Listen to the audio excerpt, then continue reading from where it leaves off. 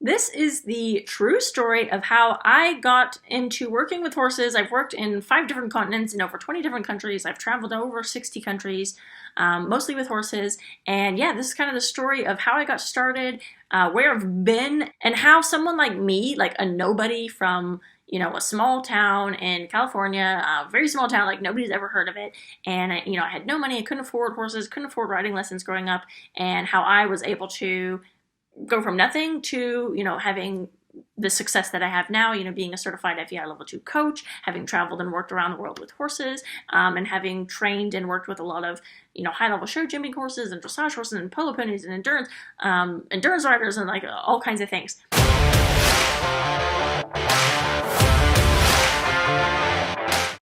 So basically, growing up in California, again, super small town, shout out to Rio Vista. So I grew up in Rio Vista and I hated it. I hated every minute that I was there. So I couldn't wait to get out. I couldn't wait to leave that place. And so I always wanted to travel and work internationally with horses. And there was something inside me that told me, again, didn't have any money, didn't have any sponsors. No one was going to buy me a fancy show jumping, warm blood horse from Germany. So if I wanted success, if I wanted to follow and pursue my dreams of being an Olympic show jumper, then I knew I was going to have to like make things happen. Okay, I couldn't just sit around and wait. So basically, I decided that I needed to work in Europe because, there's no opportunities for me in the USA really. And again, don't have any money. I'm not the kid of a famous celebrity. So, I needed to go to Europe. I wanted to learn. I wanted to learn from top riders, ride top horses, ride warm bloods, start riding show jumping horses, and really start learning from some of the best in the world. And that's exactly what I did. I worked in Belgium. I worked for a 4-time Olympic eventing rider. She's been to the Olympics 6 times now since I've left, so she's an incredible lady. So I worked a lot with her. She coached me. Her coaches coached me. And then after that, I was kind of bitten by the travel bug. So I decided that I was going to travel to a lot of like exotic countries while at the same time still pursue my dream of being a show jumper. So I worked in Cairo for 2 years, 2 different jobs, both at a show jumping stables. And then I also worked for a short period of time at a polo club. I was kind of managing and I was giving a lot of lessons to the students there. And I was learning how to play polo. That was a lot of fun. So I worked with a 7-goaler polo coach. He's also an incredible coach. So I learned how to play polo and I really enjoyed it. It was very addictive. But the first year that I was there, I was working with a show jumping coach and he was giving me lessons and I was, coaching a lot of students and I was there for about a year. After that, things get a little bit crazy because I worked in Romania and then I also worked in Italy at a show jumping yard, like a private yard.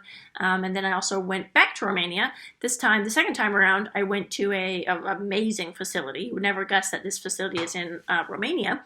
And so I was working with show jumping horses there. I was training some of the young horses, like some of the green horses, and working with some troublesome jumping horses.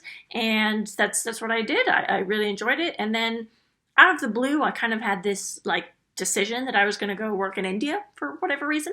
So I booked a one-way ticket. I didn't have any job offers. I couldn't Google, I couldn't find any horse jobs in India kind of a thing. But I was like, whatever, I'm just going to go and I'm going to find a job. So I booked a one-way flight to India and I got several job offers and I actually stayed in India for 2 years.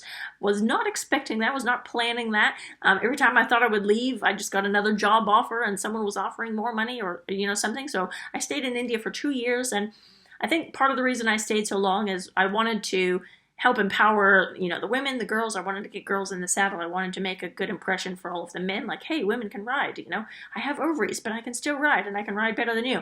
So, I kind of got a kick out of that. I was in my 20s and, I liked squishing men. I quite enjoyed working in India and also bringing up the level. I saw a whole lot of horses in need, a whole lot of, there was a whole lot of bad things happening, like just because of lack of education. So I kind of felt like overwhelmed, like I have to save all of the horses and I have to help all of the riders to be correct. And so I started implementing a lot of different, I helped build and develop new riding schools. I helped implement like riding curriculums. I got certified for my FEI level 1 in Zambia. And then later on, I did my FEI level 2 certification in Greece. And yeah, after that, things get a little bit crazy. I started working, I went to the Mongol Derby. I completed that in, 2014. It was 1,000 kilometers on Mongolian horses. I saw it as a fun challenge, so that's what I did. And I did finish that event. And then after that, I I hadn't planned on, like, I was going to take a little vacation, like a little holiday in Europe. Like, I felt like I deserved a vacation after Mongolia. And then I was like backpacking around in Europe for only a couple of weeks. And I basically got a phone call like, hey, we need you. And so I got a job offer, they booked my flight and they brought me out to Egypt. So I stayed in Egypt for another year. I worked at a show jumping stables and then at the polo club. After Egypt, I had a little bit of a burnout. I'm not going to lie. I didn't want to work professionally with horses, like in the industry anymore. I decided if I'm going to stay and work with horses, I only want to work with the best students in the world. I only want to work with people who are motivated and dedicated and interested and actually want to learn how to speak the horse language. They don't just see horses as a machine or, a money-making source.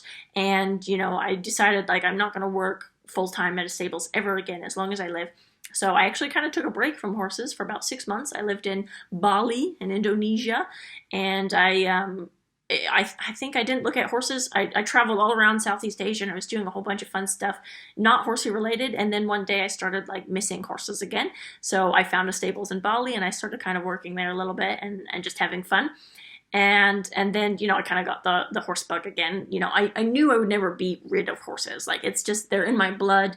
I was just so burnt out from the industry and all of the terrible, horrible things that I saw in the industry that I just couldn't control and I couldn't help and I couldn't change. So, I had been overwhelmed. So, in Bali, I kind of found my love for horses again. And then skip ahead a little bit, I actually met my husband in a car rally in Azerbaijan. So he's from Germany. So he did convince me to come to Germany at some point. And then together we decided we moved to England. And then in England, we ended up buying 2 horses. So I bought Lily and Q. Q is his horse, and then Lily is my horse. When we moved to England, Christian had never ridden a horse before. He didn't know anything about horses, but he was very focused, very determined to ride and to learn everything horse. So Lily, when I bought Lily, I think I found Lily before we even found an apartment. I was kind of like horse fever, And anyways, we bought Lily and I started coaching him, working with him one-on-one. I mean, he had a lot of lessons with me. He was very dedicated, groundwork and in the saddle. And he learned a lot. He had a horse crash course. And, I am an FEI level 2 certified coach. So it was a little bit intense at times for him, but he learned a lot and he improved very greatly, very quickly. So after a year with Lily, it was time for him to get his own horse, so that's how we bought Q. So Q is now his little baby, and both Lily and Q, they've now traveled with us to 3 different countries now. So we travel around the world filming for Equestrian Adventuresses, and then also, I still do coach. However, it's more of online-based coaching, and I kind of had this epiphany when I was traveling the world, and I saw all of these bad things that I like in the industry. And, a lot of it is like ignorance and uneducation. And there's also just a lot of, I think, wrong information and people that aren't certified and people that aren't qualified as coaches and trainers. And, those are the ones that are teaching people. So, there's just so much, and I just kind of felt like something needs to be done. So that is why, I have a lot of online programs and courses now. I have a whole lot of upcoming online programs as well. For teaching people how to be better riders, how to speak the horse language. It's so important to me. And so that's kind of the gist of how I got started. I know it's kind of like the Speedy Gonzalez version, but that is roughly, how I got started. And of course, there's a whole lot of other things. I've traveled a lot with Equestrian Adventure. Like, I developed the only horse riding program in the country of Bhutan. That was in 2013. I developed a lot of riding clubs in India. I developed, I've traveled in Greece and I've traveled in Greenland and Slovenia and like all kinds of places with horses. So at this point, as I said, I've worked with horses in about 20 countries and on 5 different continents. And I still love what I do. As far as, my future goals and my future plan, I definitely intend at some point to get my own show jumping horses and start competing in show jumping again. But this time, for myself, I'm not going to do it for anyone else. Like, these are my horses. I don't want to be in the industry. Like I said, I don't want it to be a money thing. Like, I want to do it because I love it. So that's, kind of my future direction of where I'm going. I still have a passion and a dream for being a high level show jumper. And So yeah, I haven't given up on that at all, but you know what? I'm only 31 years old. Like, I got time. So hopefully you guys have found this video helpful. If you have any questions, let me know in the comments. I would love to make, another video or answer your questions. And yeah, please do me a huge favor and just hit that subscribe button. It goes a really long way into helping others find this channel. It helps a lot with YouTube algorithm. So thank you so much, and happy trails.